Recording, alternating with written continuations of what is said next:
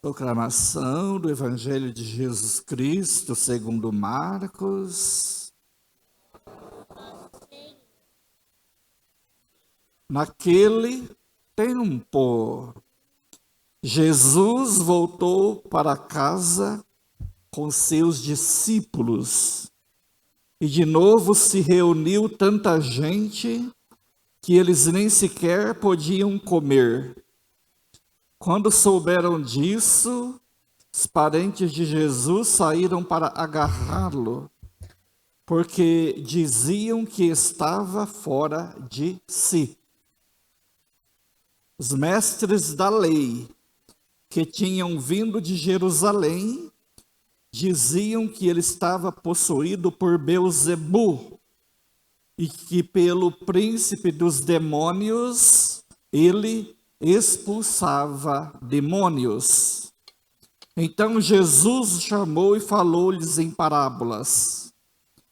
Como é que Satanás pode expulsar Satanás? Se um reino se divide contra si mesmo, ele não poderá manter-se. Assim, se Satanás se levanta contra si mesmo e se divide, não poderá sobreviver, mas será destruído. Ninguém pode entrar na casa de um homem forte para roubar seus bens sem antes o amarrar. Só depois poderá saquear sua casa. Em verdade, vos digo, tudo será perdoado aos homens, tanto os pecados como qualquer blasfêmia que tiverem dito. Mas quem blasfemar contra o Espírito Santo nunca será perdoado, mas será culpado de um pecado eterno. Jesus falou isso porque diziam, ele está possuído por um espírito mau. Nisso chegaram sua mãe e seus irmãos, eles ficaram do lado de fora e mandaram chamá-lo. Havia uma multidão sentada ao redor dele. Então lhe disseram, tua mãe e teus irmãos estão lá fora à tua procura. E ele respondeu, quem é minha mãe? Quem são meus irmãos? E olhando para os que estavam sentados ao seu redor, disse, aqui estão a minha mãe e os meus irmãos. Pois quem faz a vontade de Deus, esse é meu irmão, minha irmã e minha mãe. Palavra da salvação. Glória a vós, Senhor.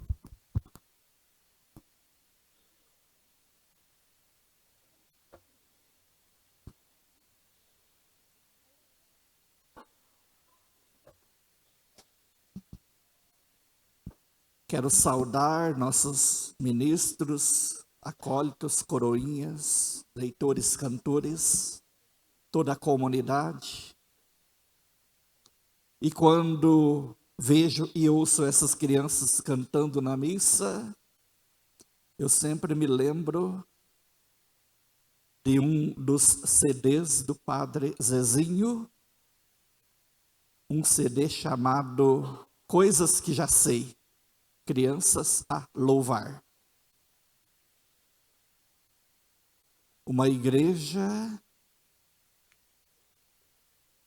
que dá voz e vez para que as crianças também possam louvar ao Senhor. Sobretudo na missa. O louvor deve ser também o louvor que gera compromisso cristão. E nunca apenas da boca para fora. Aprendamos a louvar o Senhor com a nossa vida, com o nosso coração, também com os nossos lábios, porque o Senhor é digno do nosso louvor. Neste 10º domingo do tempo comum que hoje celebramos, eu até gostaria de ter um tempinho a mais para falar, sobretudo da primeira leitura, mas na missa o nosso tempo é limitado, não podemos se estender demais. Mas uma coisa eu recomendo: quem puder depois buscar um livro de teologia, de comentário bíblico, sobretudo sobre a questão do Gênesis, faça. Será um enriquecimento a mais na dimensão bíblica. Mas o que eu quero falar da primeira leitura é que o Gênesis, o autor, ele usa comparações, imagens, simbolismos, também fazendo uso da cultura judaica, da cultura cananaica e da cultura mesopotâmica. A serpente, a árvore, o jardim, o fruto, o diálogo de Deus com o homem, com a mulher. Tudo isso é simbólico no Gênesis, mas nós temos aqui recados significativos para a nossa caminhada cristã. A serpente representa a tentação e a sedução. E o fruto do conhecimento do bem e do mal também representa a tentação. O ser humano, na nossa história, sempre foi tentado a se igualar a Deus. A nossa autossuficiência, às vezes, fala alto demais. Porém, nós somos limitados. O autor do Gênesis não tem a intenção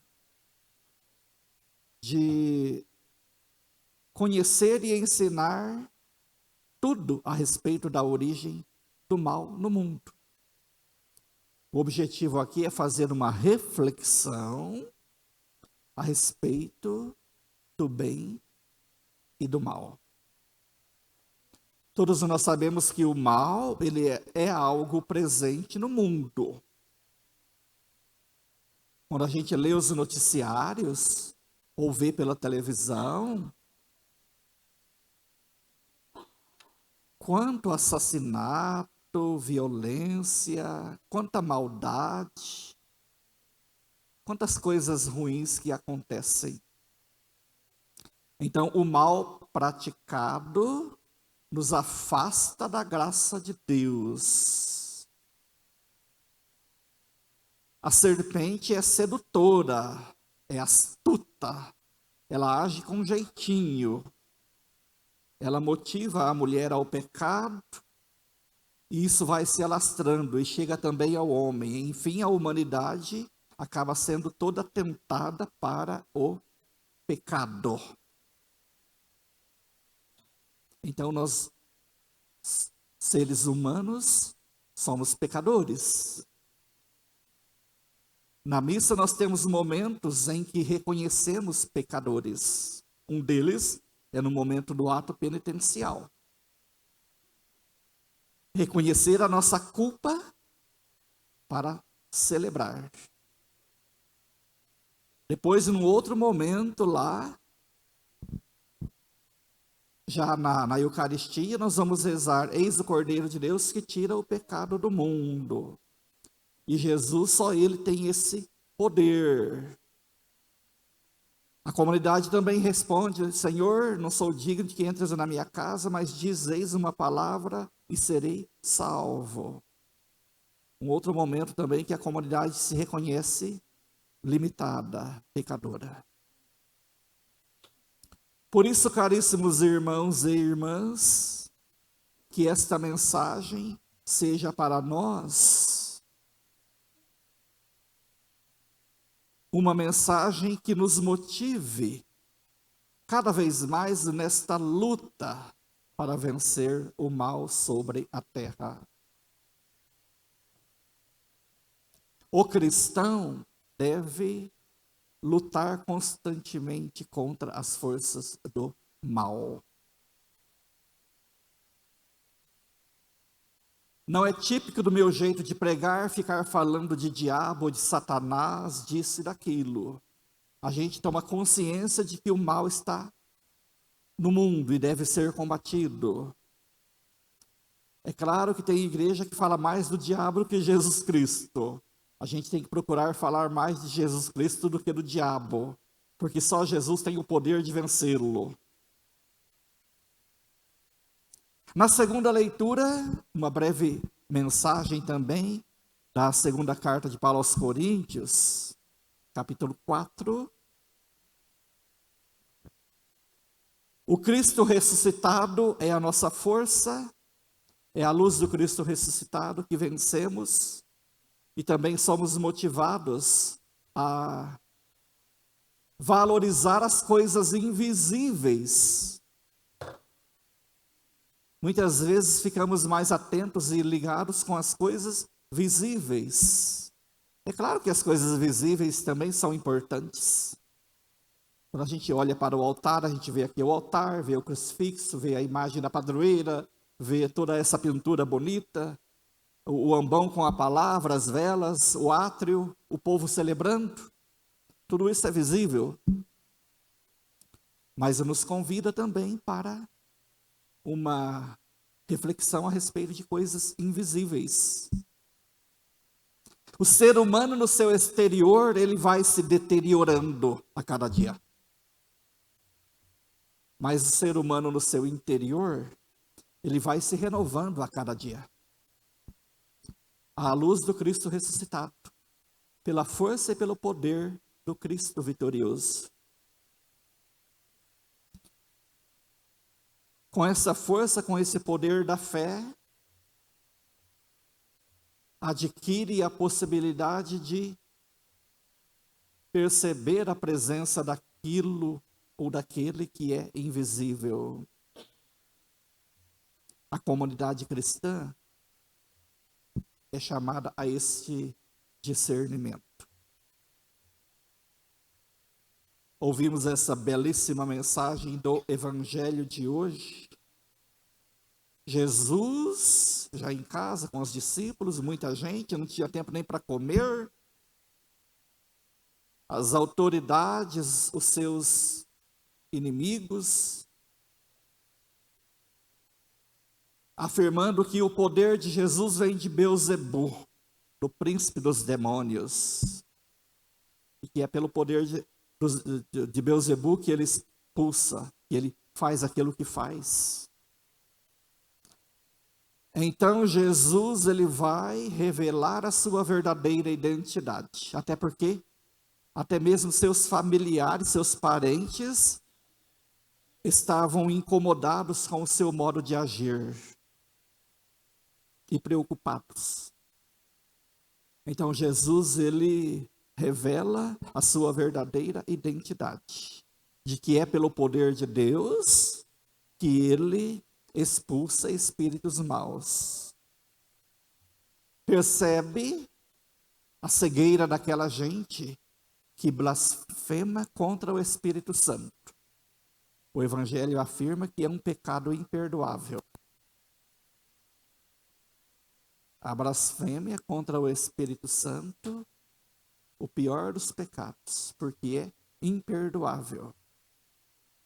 Blasfemar contra aquilo que Jesus faz em favor do seu povo é blasfemar contra o Espírito de Deus, porque Jesus age no Espírito Santo em favor do seu povo. Alguém diz: sua mãe e seus irmãos estão lá fora à tua procura. E Jesus olha ao redor, aquela gente sentada, veja só. Quem são minha mãe, minha irmã, meus irmãos? São todos aqueles que fazem a vontade do Pai, a vontade de Deus. Estes são minha mãe, meu irmão, minha irmã. A comunidade hoje é chamada a ser uma verdadeira família de fé, família de Jesus, capaz de fato de realizar a vontade de Deus. Isto não está longe, não foge da nossa possibilidade. À medida que o cristão vá tomando consciência, se envolvendo e se comprometendo de fato com tudo aquilo que a igreja orienta e ensina.